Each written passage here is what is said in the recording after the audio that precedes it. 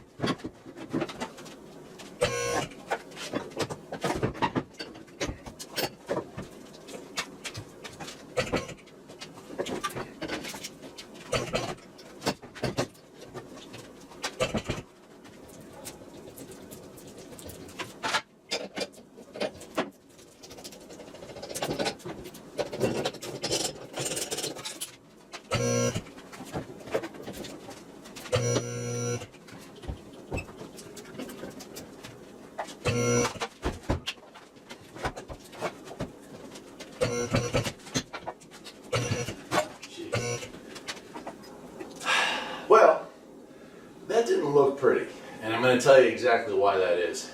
Usually when it comes time to dropping engines, I get my wife to help me, but my wife doesn't want to be on camera, so I had to do that alone. No damage, no harm, no foul, but certainly looked a little messier. And when I put this thing back together again, I'll be using my wife to hold the engine while I move it. You can't really be in two places at once on any lift. That's not a design issue with this one.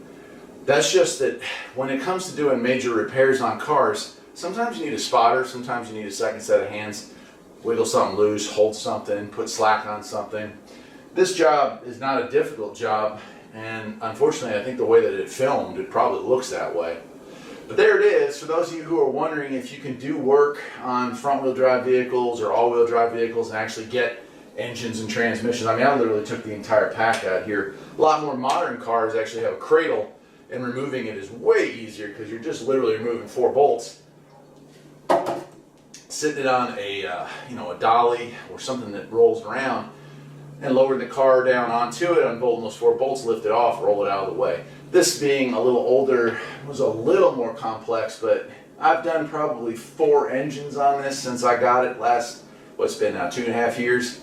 And although each one had its own specific weirdness to it, I would say that each one of these was equally able to be done by this lift. So that's it for today. I'm Eric, the owner of Farpoint Farms. Hope you enjoyed this video. Probably be the last video I do covering a certain aspect of this lift. I'll probably do a follow-up at the 3-year mark. That's when the warranty on this thing expires. So I'm kind of curious as to how well it'll have held up with all the work, all the, the torture I've put it through.